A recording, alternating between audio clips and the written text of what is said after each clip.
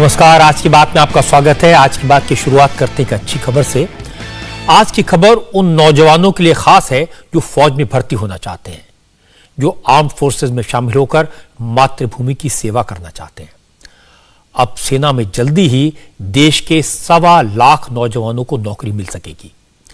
केंद्र सरकार जल्दी ही नई डिफेंस पॉलिसी का ऐलान करने वाली है, जिसके बाद सेना में भर्ती का तरीका बदलेगा, सेना में रिटायरमेंट की शर्तें बदलेगी और सेना में खाली पड़े 1.25 लाख पदों को भरने का रास्ता निकलेगा। पता यह चला है कि सरकार ने जो नई डिफेंस पॉलिसी तैयार की है, उसके तहत अब सेना में रिटायरमेंट के लिए 20 साल नौकरी करना जरूरी नहीं होगा। अब सिर्फ 4 साल की भर्ती होगी। निचले स्तर पर भर्तियां 4 साल के लिए ही होंगी। 4 साल के बाद कंपल्सरी रिटायरमेंट होगा। सरकार ने नई नीति को नाम दिया है टूर ऑफ ड्यूटी और हिंदी में इसे कहा जाएगा अग्निपथ। इस योजना के तहत जो नौजवान आर्मी, एयरफोर्स और नेवी में भर्ती होंगे, उन्हें अग्निवीर का नाम दिया जाएगा।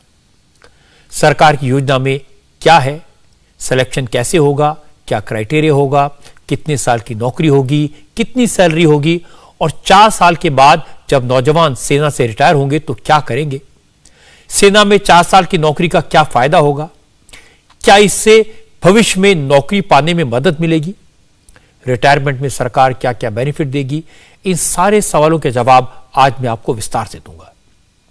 और इसके साथ साथ ये भी बताऊंगा कि सरकार ने जब ये पॉलिसी बनाई तो उसकी मंशा क्या है, इससे सरकार को, सेना को क्या फायदा होगा, सरकार की इस योजना पर एक्सपर्ट्स का ओपिनियन क्या है, आर्मी के रिटायर्ड अफसर इस पॉलिसी के बारे में क्या कहते हैं और दूसरे किन किन देशों में इस तरह की योजनाएं लागू हैं, इसकी जानकारी आज आपको आज की बात में मिलेगी।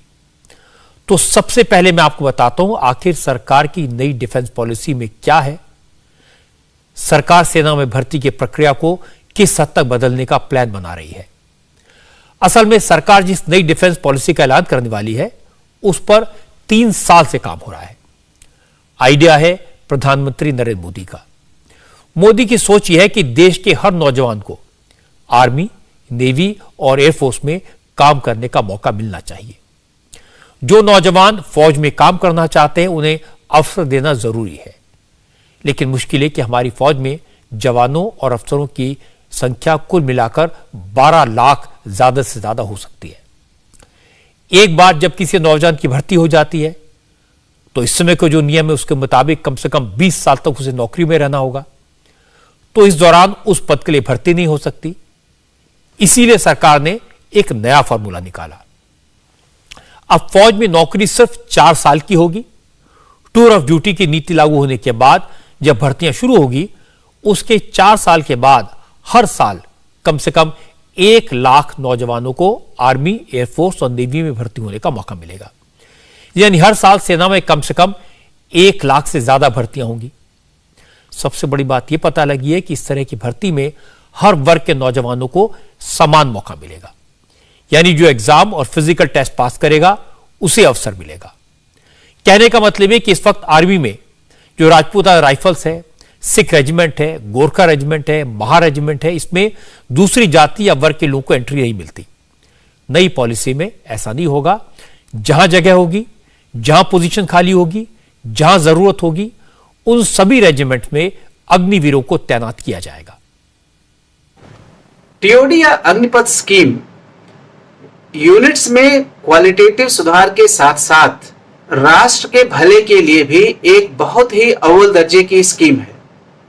मौजूदा समय में आजादी के बाद में सेना की भर्ती में काफी कुछ सुधार किया गया है, जिसकी वजह से अब तकरीबन 85% सेना जो है वह ऑल इंडिया ऑल क्लास को बिलोंग करती है। लेकिन अभी भी एक ऐसा हिस्सा इसमें ऐसा है जिसमें क्लास बेस्ड भर्ती होती है। क्लास बेस्ड भर्ती वर्ल्ड वॉर के जमाने की योजना है और आज के मौजूदा सामयिक दौर में उसका कोई खास महत्व नहीं रह गया है। आजकल ये बहुत जरूरत है कि हम अपने राष्ट्र के हर हिस्से को अपनी सेना में योगदान देने का मौका दें और वह मौका सिर्फ मेरिट के आधार पर होना चाहिए, न कि इस आधार पर कि वह व्यक्ति किस क्लास, किस कास्ट और किस ग्रुप को बिलोंग करता है। टूर ऑफ ड्यूटी या अग्निपथ स्कीम इसी कॉन्सेप्ट को लेकर भर्ती को आगे बढ़ाती है और आगे आने वाले समय में जब यह पूरी तरह से लागू हो जाएगी तो एक समय जल्दी ही आएगा जिससे पूरे भारत की सेना में पूरे भारत और उसकी योग्यता का प्रतिनिधित्व होगा। जब हमारा यूथ आजकल एक भ्रमित दिशा में घूम कर रहा है, अनएम्प्लॉयमेंट की प्रॉब्लम है, स्किल की प्रॉब्लम है, कैपेबिलिटी की प्रॉब्लम है और कमिटमेंट की प्रॉब्लम है, ऐसे समय में जब वह सेना के द्वारा ट्रेंड करके 4 साल सेना के वैल्यू सिस्टम के साथ रहेगा तो वो लोग भी जो इसमें रिटेन नहीं किए जाते उनके अंदर स्किल का सेट का डेवलप होना, राष्ट्र के प्रति कमिटमेंट होना। सरकार की टूर ऑफ ड्यूटी या हिंदी में कहिए अग्निपथ की पॉलिसी, इसकी जो जो डिटेल्स मुझे मिली है उसके मुताबिक तीनों सेनाओं में जवानों की भर्ती 4 साल के लिए होगी। इसके लिए मिनिमम एज 17 साल 6 महीने और मैक्सिमम एज 21 साल होगी। यानी 17.5 साल से लेकर 21 साल तक की उम्र के नौजवान फौज में भर्ती होने के लिए अप्लाई कर सकते हैं। जिन लोगों का सिलेक्शन होगा उन चुने हुए रंगरूट्स को 6 महीने की ट्रेनिंग दी जाएगी और उसके बाद उन्हें रेजिमेंट या यूनिट में ट्रांसफर कर दिया जाएगा, जहां वो अगले करीब 3.5 साल सर्विस करेंगे। 4 साल पूरे होने के बाद चुने हुए नौजवानों में से 75% 75% जवान रिटायर हो जाएंगे। बाकी 25% जवानों को 1 महीने बाद दोबारा भर्ती किया जाएगा। जिन 25% को दूसरा मौका मिलेगा उनका सिलेक्शन भी एग्जाम के रिजल्ट से होगा। आर्म फोर्सेज में इस वक्त तीनों सेनाओं में करीब 1.25 लाख जवानों की कमी है। ये पोस्ट खाली हैं। टूर ऑफ ड्यूटी से यह कमी जल्दी पूरी हो पाएगी। इसके अलावा आर्म फोर्सेज को मॉडर्नाइजेशन के लिए अपना साइज भी कम करना है, जो धीरे धीरे ही किया जा सकता है। टूर ऑफ ड्यूटी या अग्निपथ नीति से सेनाओं में जवानों की कमी फौरी तौर पर पूरी होगी। इस नीति के तहत भर्ती किए गए जवान जब 4 साल में रिटायर होंगे तो सेना का साइज भी एक झटके के बजाय धीरे धीरे कम होगा। तब आर्मी लीन और मीन मशीन में तब्दील हो जाएगी, मॉडर्न वॉरफेयर के लिए तैयार होगी। तमाम एक्सपर्ट्स मानते हैं कि आर्मी को फुर्तीला बनाने के लिए 21वीं सदी की जंग के लिए तैयार करना है तो उसका भारी भरकम साइज कम करना जरूरी है। अग्निपथ नीति से यह मकसद भी पूरा होगा। ये एक हमारी 7 डिकेड्स की इंडियन आर्मी इंडिपेंडेंस के बाद में उसका सबसे महत्वपूर्ण फैसला है। इससे पूरा इंडियन आर्मी का एक कल्चरल चेंज है और बड़ी बात है। और इसका अब तात्पर्य ये है कि जो एक आर्मी था, ये आर्मी की जो ज्वाइन करने का था, ये एक ना फर्स्ट चॉइस हुआ करती थी किसी ज़माने में, खास करके रूरल ट्रूप्स में, नॉर्थ इंडिया में, खास करके हिमाचल प्रदेश में, उत्तराखंड में। ये सब एक चेंज हो सकता है क्योंकि अभी आदमी को मालूम है, जो जवान जो बच्चा जाना चाहता है फौज में, उसको मालूम है कि मेरे को 4 साल के बाद हो सकता है कि मेरे को ये नौकरी में परमानेंट ना मिले और मैं अगली नेक्स्ट नौकरी ढूंढनी पड़े। तो उसके लिए ये एक महत्वपूर्ण फैसला है और इससे एक कल्चरल चेंज है हमको इस बारे में। और दूसरा जो ऑल इंडिया ऑल क्लास है, जिसे कि एक रिक्रूटमेंट, जिससे कि जो हिंदुस्तान की फौज का एक सिस्टम था उसमें काफ़ी फेरबदल आएगा। तो दोनों फैसले मिलाए जाए तो ये एक बहुत बड़ा महत्वपूर्ण फैसला है। अभी के प्रपोजल के मुताबिक टूर ऑफ ड्यूटी के तहत भर्ती जवानों को 30 से 40 हजार रुपए की सैलरी मिलेगी। इसका 70% सैलरी के तौर पर हर महीने मिलेगा, बाकी का 30% सरकार के पास जमा होगा। इसे सेवा निधि खाते में जमा किया जाएगा। सरकार अपनी तरफ से इतनी रकम इस खाते में जमा करेगी। मतलब यह कि अगर जवान की सैलरी 40,000 रुपए है तो हर महीने जवान के अकाउंट में 28,000 रुपए आएंगे। बाकी 12,000 रुपए और सरकार की तरफ से 12,000 रुपए यानी 24,000 रुपए हर महीने जवान के खाते में सेवा निधि के तौर पर डाले जाएंगे। और जब 4 साल की सर्विस के बाद जवान रिटायर होंगे तो उन्हें सेवा निधि में जमा 10 से 12 लाख रुपए मिलेंगे और यह रकम टैक्स फ्री होगी। सेना में नौकरी के दौरान उनका 48 लाख रुपए का बीमा होगा। अगर जवान किसी अभियान के दौरान शहीद हो गए तो यह इंश्योरेंस की रकम उनके परिवार को मिलेगी। डिफेंस एक्सपर्ट्स का मानना है कि सरकार की नई नीति एक क्रांतिकारी फैसला है। इसे आर्मी, नेवी और एयरफोर्स के कैरेक्टर में आमूल परिवर्तन करने में मदद मिलेगी। ब्रिटिश राज के दौरान से जो आर्मी की ट्रेडिशंस चली आ रही हैं, वो ट्रेडिशंस बदलने में मदद मिलेगी। ये कई बार कहा गया है कि इंडियन आर्मी को थोड़ा फ्लैप कम करने की ज़रूरत है और इस कारण हो सकता है गवर्नमेंट का एक नेशनल सिक्योरिटी गवर्नमेंट की रिस्पॉन्सिबिलिटी है और आर्मी कितनी होगी, कितने लेवल की होगी, वो एक ऑपरेशनल पैरामीटर्स पे डिपेंड करता है। हमारा चैलेंजेस क्या है और इस पे गवर्नमेंट का डिसीजन है। अगर गवर्नमेंट के विचार में हम 1.2 मिलियन की फौज ज़्यादा है और उसको कम करने की आवश्यकता है 1 मिलियन करने की, तो ये गवर्नमेंट का डिसीजन है और हो सकता है हम उस तरफ बढ़ रहे हों। जो ये रेजिमेंटल कल्चर था उसमें फेरबदल आएगा और मेरे विचार में इसको हम इस हिसाब से एडजस्ट कर सकते हैं कि वो रेजिमेंटल कल्चर भी रहे और ऑल इंडिया ऑल क्लास, ताकि पूरे हिंदुस्तान में बराबर का रिक्रूटमेंट हो सके, वो रिक्रूटेबल मेल पॉपुलेशन में उसका वो भी इस्तेमाल किया जा सके। सो ये चीज पॉसिबल है। डिफेंस मिनिस्ट्री इस पॉलिसी को ड्राफ्ट करने पर 3 साल से काम कर रही थी।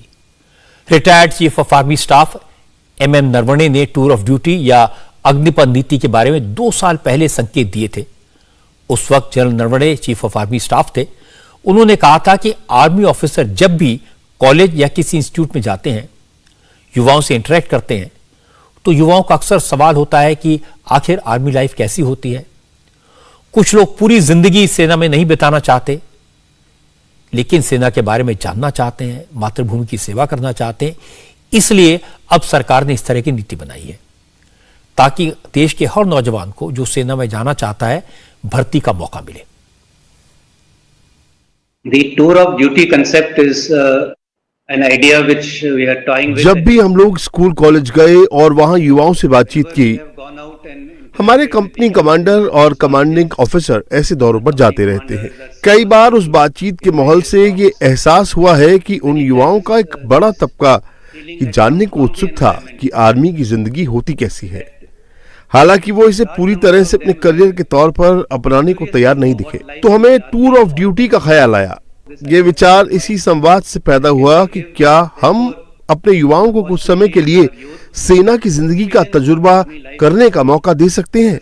इसके बाद वो अपने चुने हुए करियर में आगे बढ़ने के लिए आजाद होंगे। और इसी पस मंजर में हम कुछ लोगों को सीमित समय, शायद 3 साल के लिए सेना में भर्ती करने के बारे में सोच रहे हैं। ये सोच रहे हैं कि क्या हम 1000 ऐसे जवानों की भर्ती से शुरुआत कर सकते हैं, उन्हें 6 से 9 महीने की ट्रेनिंग दे सकते हैं। For a period of say 3 years, maybe a truncated training period of 6 to 9 months. अब बहुत से लोगों के जहन में यह सवाल उठ सकता है कि 4 साल की सर्विस के बाद जवान क्या करेंगे, उनकी बाकी जिंदगी कैसे गुजरेगी।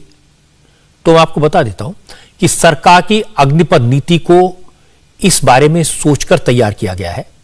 जो युवा आर्म्ड फोर्सेज में नौकरी करेंगे, उन्हें इसका डिप्लोमा मिलेगा, क्रेडिट स्कोर भी दिया जा सकता है। अगर कोई आगे की पढ़ाई करना चाहता है तो आर्मी में सर्विस का ये डिप्लोमा या क्रेडिट स्कोर उसके बहुत काम आएगा।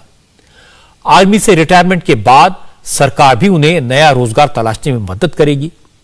सरकार का स्किल डेवलपमेंट मंत्रालय उन्हें नए हुनर सिखाएगा। रिटायरमेंट के बाद ये जवान पुलिस या सेंट्रल पैरामिलिट्री फोर्सेज में भी नौकरी हासिल कर सकते हैं। इससे पुलिस फोर्स को भी ट्रेंड जवान मिलेंगे। कॉर्पोरेट सेक्टर में भी टूर ऑफ ड्यूटी पॉलिसी में काफी दिलचस्पी दिखाई है।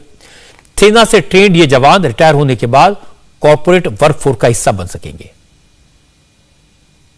अगर उन्हीं को आप BSF में, CRPF में, जो कि आज CAPF बोलते हैं, उसमें अगर सेकंड करियर ऑप्शन आप उनको दे देते हैं और सिर्फ 4 साल के बदले अगर प्रोग्रेसिवली कीजिए, कुछ को 4 साल के बाद, कुछ को 6 साल के बाद, कुछ को 8 साल के बाद, फिर उसके बहुत बेनिफिट्स हैं जो कि काफ़ी पार्लियामेंट्री कमिटीज़ ने, पे कमीशंस ने इसको कवर भी किया हुआ है। ये सही बात है कि जो रेगुलर आर्मी है वो लीन और मीन होना चाहिए, लेकिन और सपोर्ट कार्डर ज़्यादा होना चाहिए जो कि 5 साल के बाद, 10 साल के बाद, 12 साल के बाद निकले। लेकिन और ये चीज़ें जैसे मैंने आपको पहले बताया, पार्लियामेंट्री कमिटी रिपोर्ट्स ने, पे कमीशंस ने, अजय वीर सिंह कमेटी ने, AV सिंह कमेटी ने इन पे काफ़ी ज़्यादा तवज्जो में इन पर बहुत रिकमेंडेशंस दी हैं। बड़ी बात है, इस पॉलिसी से सिर्फ नौजवानों को सेना में सेवा करने का मौका नहीं मिलेगा, इससे सरकार को भी फायदा होगा। इस पॉलिसी से हजारों करोड़ रुपए बचेंगे और यह रकम तीनों सेनाओं के मॉडर्नाइजेशन में काम आएगी। नए हथियार खरीदे जा सकेंगे। 2021 में तीनों सेनाओं के डिफेंस बजट का लगभग 60% हिस्सा सैलरी और पेंशन देने में ही खर्च हो गया। इसके बाद आर्मी, नेवी और एयरफोर्स के पास नए और आधुनिक हथियार खरीदने के लिए ज्यादा पैसे नहीं बचे। अग्निपथ नीति लागू होने पर सरकारी खजाने पर पेंशन का बोझ कम हो जाएगा। डिफेंस बजट के एक बड़े हिस्से की बचत होगी और जो रकम बचेगी उससे मॉडर्न वेपन सिस्टम खरीदे जा सकेंगे। अभी 10 साल की सर्विस देने वाले जवान पर 5 करोड़ रुपए से ज्यादा का खर्च आता है। फोर्स में 14 साल की नौकरी करने वालों पर सरकार का करीब 6.25 करोड़ रुपए खर्च होता है। नई नीति से एक जवान पर सरकार के महज 80 से 85 लाख रुपए खर्च होंगे। टूर ऑफ ड्यूटी के तहत 1000 जवानों की भर्ती से लगभग 11,000 करोड़ रुपए की बचत होगी। आप इसकी अहमियत का अंदाजा इससे लगा सकते हैं कि दुनिया की दूसरी सबसे बड़ी चाइनीज पीपल्स लिबरेशन आर्मी अपने टोटल बजट का सिर्फ 30% पेंशन और सैलरी में खर्च करती है। पीएलए अपने बजट का बाकी 70% हिस्सा 70% नए नए हथियार खरीदने में लगाती है। इंडिया में अग्निपथ पॉलिसी से यह मकसद हासिल किया जा सकेगा। मेनली जो कहा जा रहा है और जो मुझे समझ आ रहा है वो ये है कि पेंशन बजट जो है, कहते हैं कि फौज का बहुत ज्यादा है, तो उस पेंशन बजट को कम करना है ताकि कैपिटल बजट बढ़ सके और फौज में नए हथियार, टेक्नोलॉजी वगैरह इंडक्ट कर सकें और जो न्यू एज वॉरफेयर है जो हम देख रहे हैं उसकी तरफ ज़्यादा ध्यान दे सकें। तो ये मोटा मुद्दा इसका ये है कि वहाँ से मैन पावर कॉस्ट बचाएं और उसको टेक्नोलॉजी और न्यू वेपन सिस्टम्स में उसको ज़्यादा से ज़्यादा इन्वेस्टमेंट करें और आत्मनिर्भरता के साथ इन्वेस्टमेंट करें और एक नई मॉडर्न आर्मी बनाएं, लीन एंड मीन आर्मी। तो ये इसका मेन मुद्दा नजर आ रहा है। जितने भी डिफेंस एक्सपर्ट से हमने बात की उनमें से ज्यादातर ने सरकार की इस पॉलिसी को अच्छा बताया, लेकिन इसका एक दूसरा पक्ष भी है, वो भी मैं आपको बताता हूं। कुछ एक्सपर्ट कहते हैं कि इस तरह की पॉलिसी अच्छी नहीं है, वो इसके खिलाफ है। कुछ पॉलिटिकल पार्टियां हैं जो इसकी विरोध कर रही हैं। सेना में director general of military operation रह चुके retired lieutenant general Vinod Bhatia का कहना है कि इससे आर्मी के स्लोगन, नाम, नमक और निशान का जज्बा कमजोर होगा। मेरे ख्याल से ये अच्छी स्कीम नहीं है। देखिए, इंडियन आर्मी खासतौर से आर्म फोर्सेस जो हैं, अब 1947 से देखें अभी तक हर एक जगह इफेक्टिव रही हैं, सक्सेसफुल रही हैं। 1962 वॉर में भी टाइम मैगजीन में बोला था Indian army lacks everything except courage. ठीक है, जो सोल्जर है हमारा, जो जवान है और जो हमारी यूनिट्स हैं वो लड़ती हैं नाम नमक निशान के लिए, यूनिट की इज्जत के लिए। कारगिल की लड़ाई देखिए आप, मैं वहां पर था, मैं जुलाई के महीने में 99 में 27 यूनिट विजिट करी मैंने, और एक वहां पर हमें डायरेक्शन निकली कि सबने अपने नाम नमक निशान लड़ाई करी है यूनिट इज्जत के लिए, रेजिमेंटल इज्जत के लिए। तो वो अब हम उसको डिग्रेड कर रहे हैं। तो जो एक जवान आता है पलटन में, यूनिट में आता है, उसको 3 से 4 साल लगते हैं ट्रेन करने के लिए ताकि वो एक सेक्शन का या एक सबमरीन का या किसी टोली का हिस्सा बन सके। आप सोचते हैं, अगर हम सोच रहे अगर 3 साल में 3.5 साल नौकरी करने में वो इफेक्टिव होगा, मेरे ख्याल से बिल्कुल नहीं होगा। कई फ्रंटलाइन मोर्चों पर तैनात रहे retired major general Sanjay Meston का कहना है कि इससे सेना का राजनीतिकरण होगा, क्योंकि भर्ती वक्त नेता पैरवी करेंगे और 4 साल की सर्विस के बाद जिन 25% जवानों को रिटेन करना है उनको लेकर भी राजनेताओं की दखलंदाजी बढ़ जाएगी। जो बंदा 4 साल के लिए आ रहा है तो हो सकता है कि उसका एटीट्यूड में ही चेंज होगा, एक। दूसरा, काफी लोग जो आएंगे, जो सेना में तो आना ही है, क्योंकि सेना की अगर सीलिंग लगी हुई है 12 लाख की जवान और जेसीओस रैंक में, तो उससे ज्यादा तो एक्सीड नहीं कर सकते हैं। जो वो आएंगे जब उनके 4 साल होगा तो ये फैसला कि किसको निकालना है और कौन रहेगा, यह भी एक बहुत कठिन वाला फैसला होगा, क्योंकि इसमें हो सकता है कि कई बार लोकल एमएलए या जो भी है वो एक वहां प्रेशर डाल सकते हैं, क्योंकि वोट बैंक पॉलिटिक्स भी हो सकती है, तो उन प्रेशर आएगी सेना में। यूनिट में मान लो कल एक यूनिट महाराष्ट्र में है और वहीं पर उसके जवान महाराष्ट्र के हैं तो वहां से प्रेशर आएगा इसको नहीं निकालो, तो ये भी एक इश्यू हो सकता है। तीसरा इश्यू सबसे जरूरी चीज है कि जिसका 4 साल के बाद निकलेगा तो उसका स्टैंडर्ड ऑफ मोटिवेशन क्या रहेगा। तो इससे क्या है कि जो जवान आ रहे हैं उनके आपसी थोड़े तालमेल में थोड़ी कमजोरी हो सकती है, और जो एक रेजिमेंटेशन है, जो एक फौज के बेसिक सिद्धांत हैं, वो शायद थोड़े इफेक्ट हो सकते हैं ऑपरेशनली भी। शुरू में कुछ लोग एम्प्लॉयड हो जाएंगे, लेकिन जैसे उनके 4 साल पूरे हो जाएंगे तो उनको फिर किसी भी दूसरे विभाग में या डिपार्टमेंट में नौकरी मिलना वो भी एक बड़ा इश्यू रहेगा। जब भी कोई नई योजना बनती है तो देखने के 2 तरीके होते हैं, एक पॉजिटिव एक नेगेटिव, और मैंने आपको दोनों पॉइंट ऑफ व्यू सुनवाए हैं। हालांकि सरकार ने भी पॉलिसी का ऐलान नहीं किया है। भारत के रक्षा मंत्री इस समय वियतनाम में हैं, वापस लौटेंगे, योजना फाइनल हो गई है, हो सकता है इसे रिव्यू करें, आखिर में रक्षा मंत्री कुछ इसमें बदलाव करें, उसके बाद इस पॉलिसी का ऐलान किया जाएगा। लेकिन मोटे तौर पर मुझे लगता है कि नरेंद्र मोदी का यह आइडिया क्रांतिकारी आइडिया है, रिवॉल्यूशनरी आइडिया है, और यह सही है कि इस तरह की योजना से सेना के बजट का बड़ा हिस्सा बचेगा, पेंशन का बोझ सरकारी खजाने पर कम होगा, जो पैसा बचेगा उससे सरकार को, सेना को आधुनिक और ताकतवर बनाने में मदद मिलेगी। वो आर्मी, नेवी और एयरफोर्स के मॉडर्नाइजेशन पर यह पैसा खर्च कर सकेगी, तो इसमें कोई बुरी बात नहीं है। और दूसरी बात यह कि इस तरह की पॉलिसी से देश के नौजवानों को सेना में सेवा करने का मौका मिलेगा।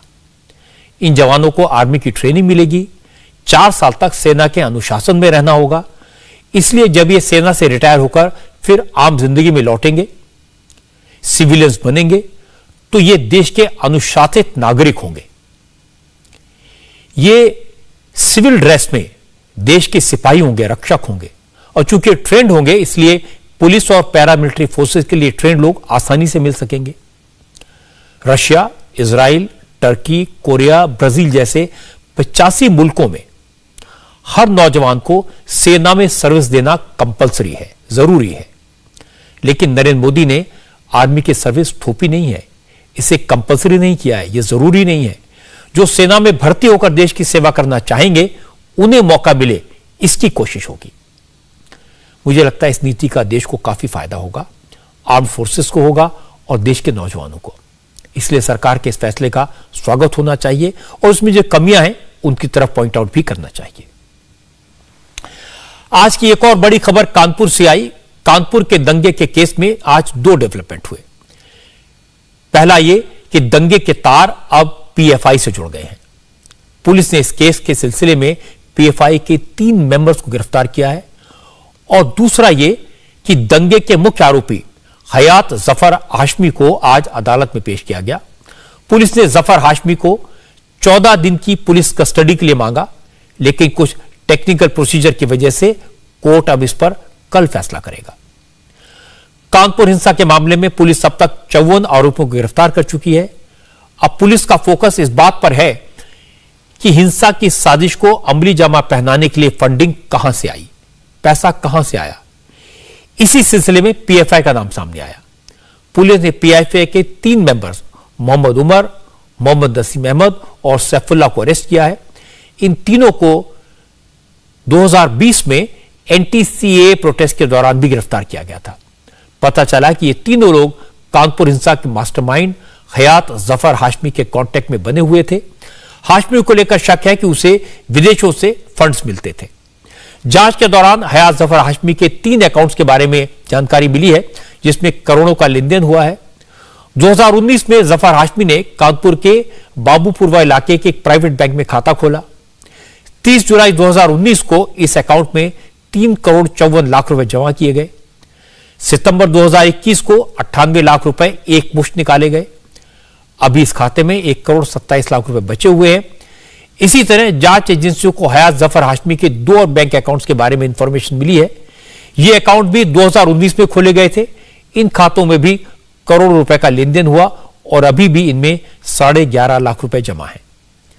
जफर हाशमी तो पुलिस की गिरफ्त में है, लेकिन पुलिस ने पीएफआई के भी जिन 3 मेंबर्स को अरेस्ट किया है, अब उनके बैंक अकाउंट की जांच भी की जा रही है।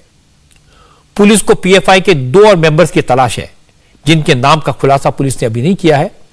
हालांकि जैसे ही कानपुर दंगे में पीएफआई का नाम आया तो पीएफआई के लीडर्स एक्टिव हो गए। बेंगलुरु से पीएफआई के सेक्रेटरी अनीस अहमद ने कह दिया कि पुलिस कोई भी कहानी बना ले, लेकिन इतना तय है जिन 3 लोगों को कानपुर दंगे में अरेस्ट किया गया है उनका पीएफआई से कोई लेना देना नहीं है। सैफुल्ला, मोहम्मद नसीम और मोहम्मद उमर, ये 3 लोग हैं जिनके बारे में कहा जा रहा है कि ये पीएफआई के मेंबर हैं, इनको अरेस्ट कर लिया। क्या ये लोग पीएफआई के मेंबर हैं? देखिए, हमने भी हमारे वहाँ के एडॉक कमेटी से इसके बारे में सुना था, तो हमारे यूपी में जो है मेंबरशिप नहीं है। जैसे हमने 2020 में भी जब ये सीए का मास्टरमाइंड पूरा आ रहा था, उस वक्त हमने एक प्रेस कॉन्फ्रेंस करके दिल्ली में भी हमने बताया था कि यूपी में पॉपुलर फ्रंट ऑफ इंडिया की मेंबरशिप नहीं है, सिर्फ एक एडॉक कमेटी है। ये जो नाम आप बताइए हमारे एडॉक कमेटी में नहीं है, तो ये लोग जो है पॉपुलर फ्रंट से मेंबरशिप नहीं है। लेकिन क्या होगा, किसी को भी अरेस्ट करके उनको पीएफआई लिंक करके बताया जा रहा है, और वही इस बार भी कानपुर में भी हो रहा है। आप जानते होंगे कि स्टार्टिंग के जो 3 एफआईआर फाइल हुए थे कानपुर में, वो तीनों एफआईआर में पॉपुलर फ्रंट का नाम उसमें नहीं था, क्योंकि कोई भी लिंक सामने नहीं आया था।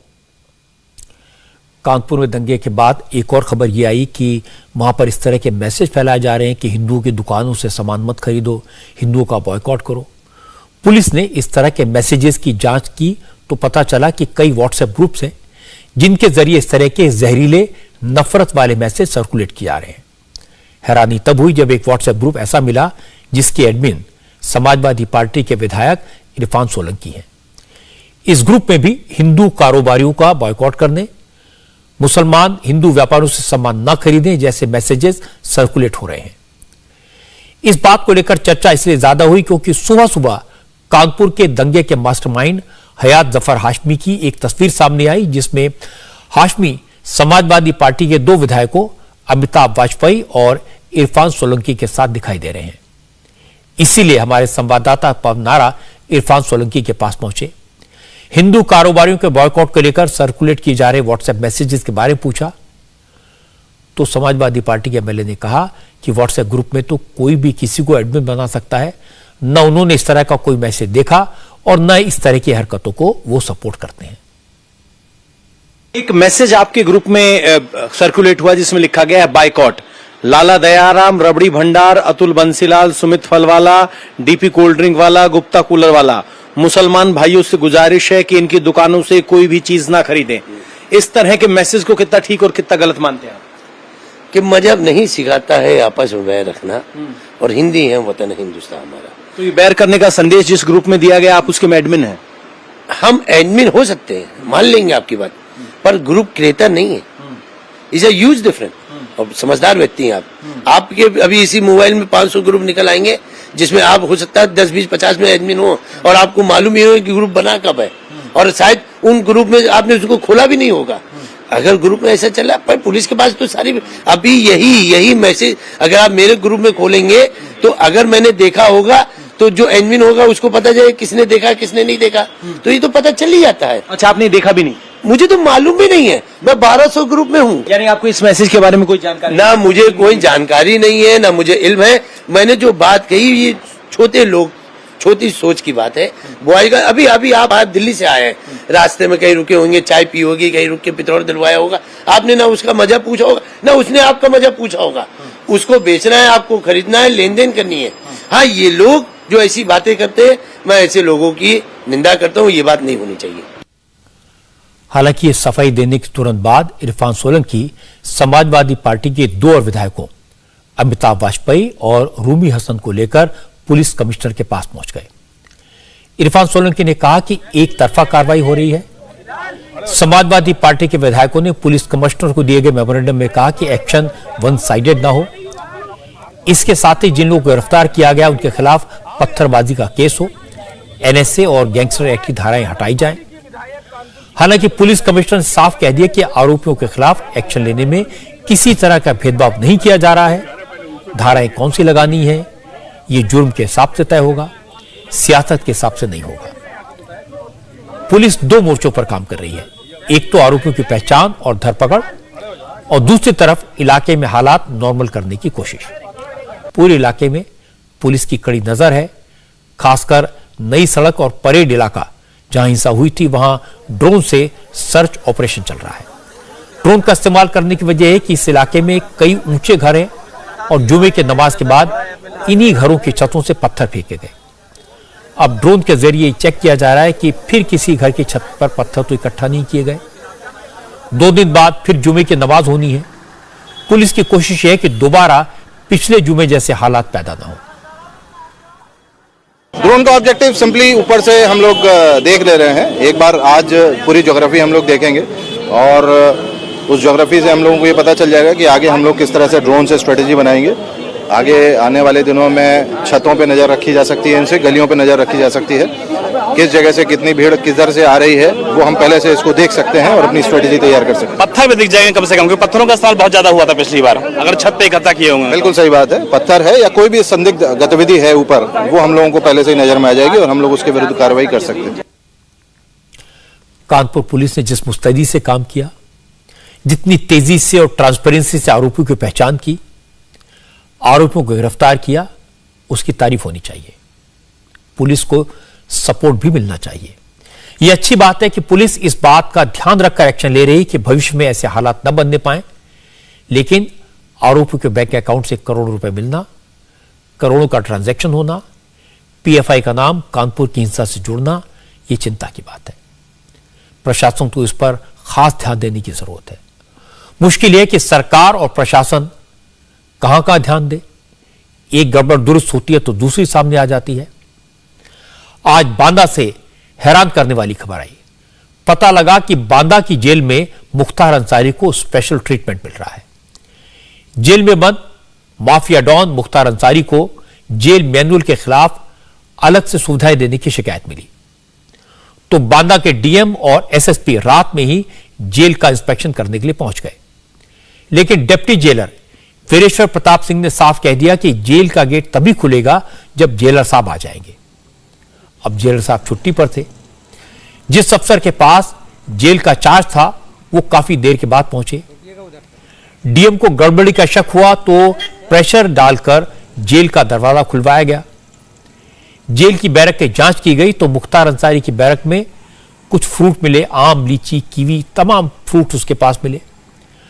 जेल के नियमों के हिसाब से कोर्ट की परमिशन के बगैर इतना भी नहीं हो सकता। कैदी को किसी तरह की कोई सुविधा नहीं दी जा सकती। जब डीएम ने जेल के अफसरों से पूछा ये फ्रूट्स किसकी परमिशन से आए तो जवाब नहीं मिला। इसकी शिकायत की गई और शिकायत मिलते ही सरकार ने बांदा जेल के डिप्टी जेलर वीरेश्वर प्रताप समेत जेल के 5 कर्मचारियों को सस्पेंड कर दिया। यूपी के जेल मिनिस्टर धर्मवीर प्रजापति ने कहा कि मामले की जांच की जा रही है और दोषी पाए जाने पर और भी कड़ी कार्रवाई की जाएगी। उस समय हमारे वीरेंद्र कुमार वर्मा जेलर जो थे वो छुट्टी पे थे और एक संतोष कुमार उनकी जगह ड्यूटी लगाई गई थी। तो डिप्टी जेलर ने कहा कि मेरी जो जानकारी में है कि जेलर आ जाएंगे तो गेट खोला जाएगा। ये कहा जा रहा है कि मुख्तार अंसारी का जब इंस्पेक्शन किया डीएम और एसपी ने तो मुख्तार अंसारी का जो बैरिक था उसके अंदर आम मिला, कीवी मिला, खजूर मिला। डिप्टी जेलर और 4 बंदी रक्षकों को सस्पेंड किया तो कारण तो वही है और कोई कारण नहीं है। तो जैसी जानकारी मिली तो तुरंत जो है आदेश हो गया। खाने पीने की चीजें थी, बस जो अलग से थोड़ी व्यवस्था जो नियमावली में नहीं है वो मिली, उसी के अनुसार उनको कर दिया गया।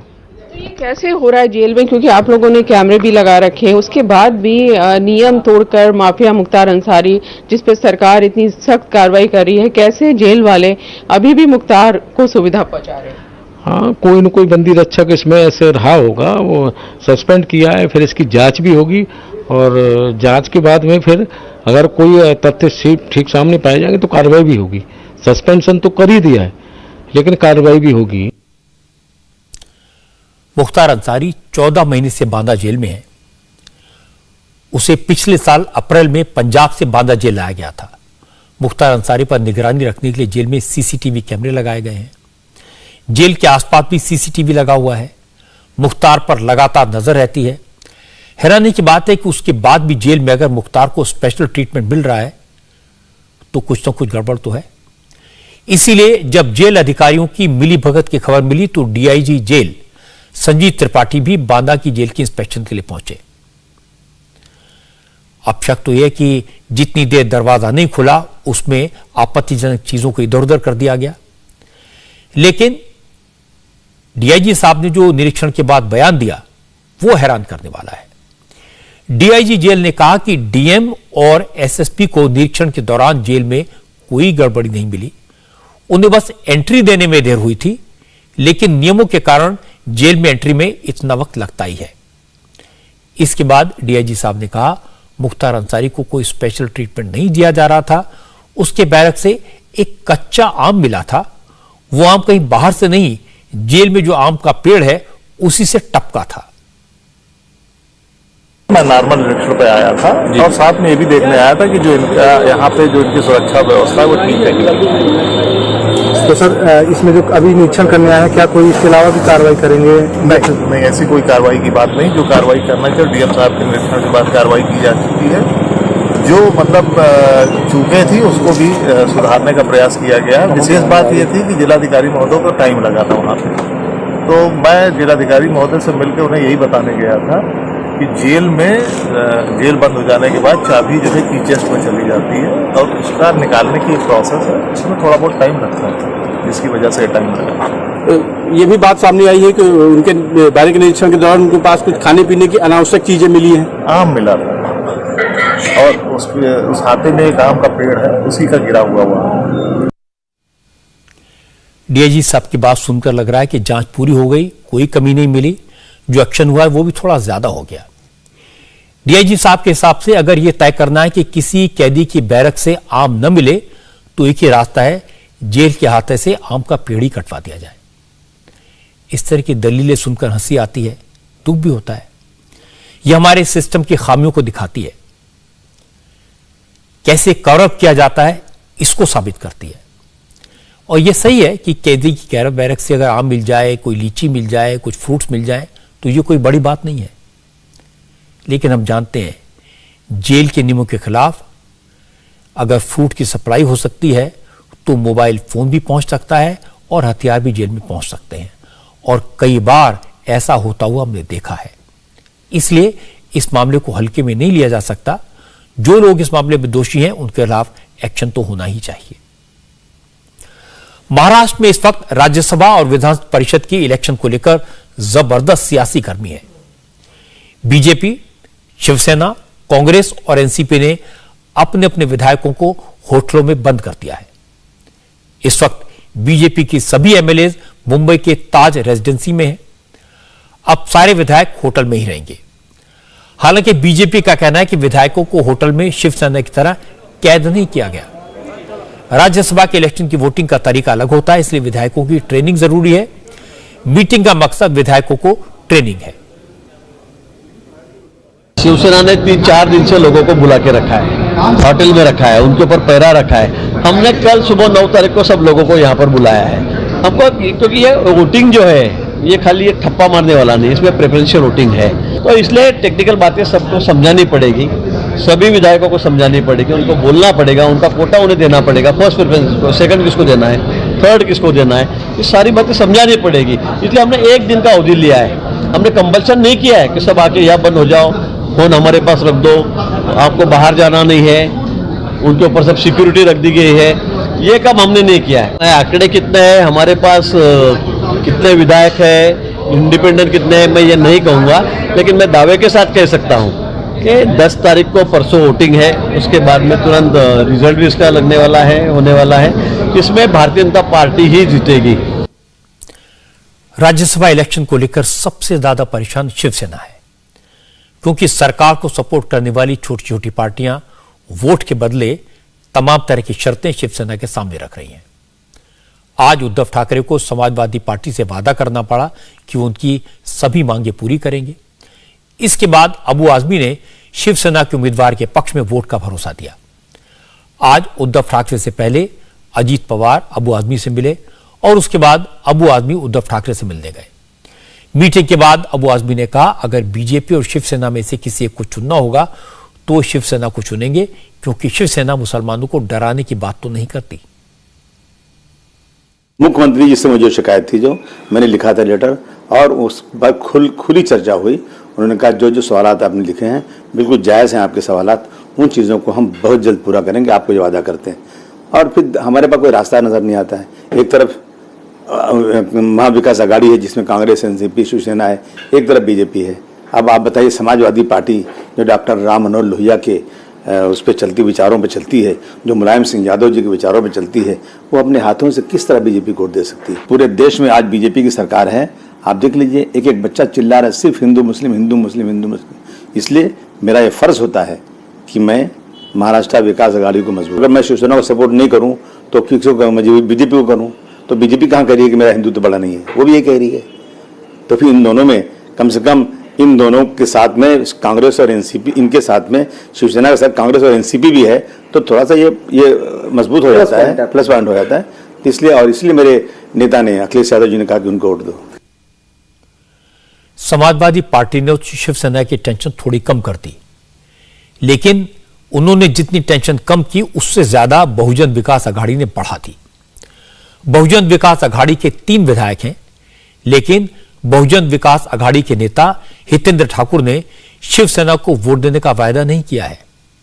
हालांकि आज शिवसेना के 2 बड़े नेताओं ने हितेंद्र ठाकुर से मुलाकात की है, लेकिन हितेंद्र ठाकुर के तेवर नहीं बदले। उन्होंने साफ साफ कहा उनके सारे ऑप्शन खुले हुए हैं और बीजेपी उनके लिए अछूत नहीं है। बीजेपी अनटचेबल है क्या, अछूत है क्या? मुझे बीजेपी भी चलेगी, शिवसेना भी चलेगी, कांग्रेस भी चलेगी, एनसीपी भी, या हम जो थर्ड फ्रंट पे वो भी।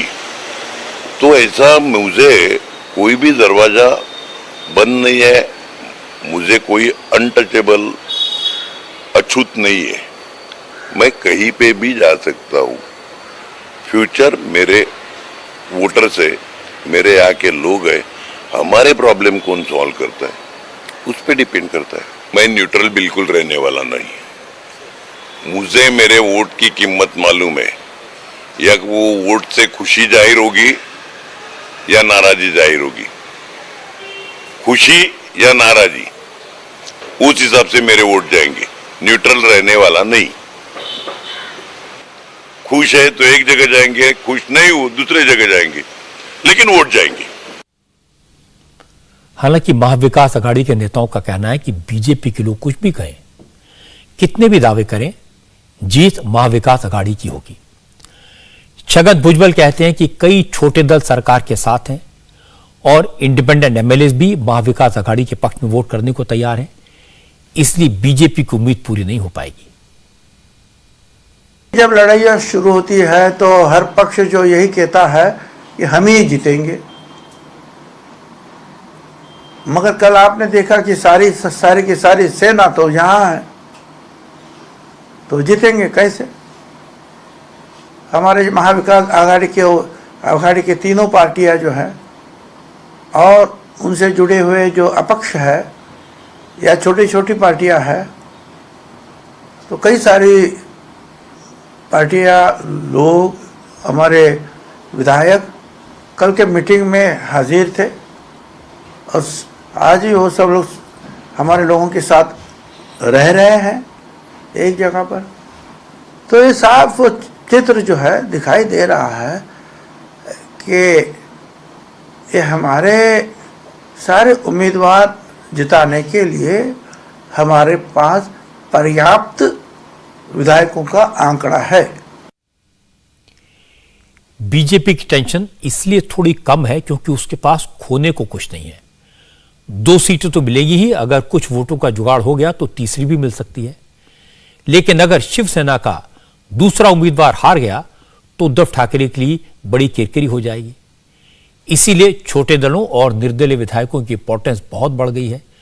हार जीत का फैसला उनके वोट से होना है। ये बात अबू आजमी और हितेंद्र ठाकुर जैसे नेता जानते हैं। पिछले 2 साल से उद्धव ठाकरे ने अबू आजमी को मिलने का भी वक्त नहीं दिया। वो चिट्ठियां लिखते रहे लेकिन जवाब तक नहीं मिला। लेकिन अब वोट चाहिए तो अबू आजमी ने कह दिया पहले चिट्ठी का जवाब दो फिर वोट दूंगा। ये मांग एक ही दिन में पूरी हो गई। लेकिन इसके बाद भी उद्धव ठाकरे की टेंशन कम नहीं होगी, क्योंकि वोटिंग के दौरान कौन कहां चला जाएगा, वोटिंग के दिन कौन किसको वोट दे देगा, कोई नहीं कह सकता। अब मैं आपको कश्मीर से आई कुछ बहुत खूबसूरत तस्वीरें दिखाता हूं। खीर भवानी के मेले में 18,000 से ज्यादा श्रद्धालु दिखाई दिए। जम्मू से कश्मीर के अलग अलग हिस्सों से बड़ी संख्या में कश्मीरी पंडित खीर भवानी मंदिर में जुटे।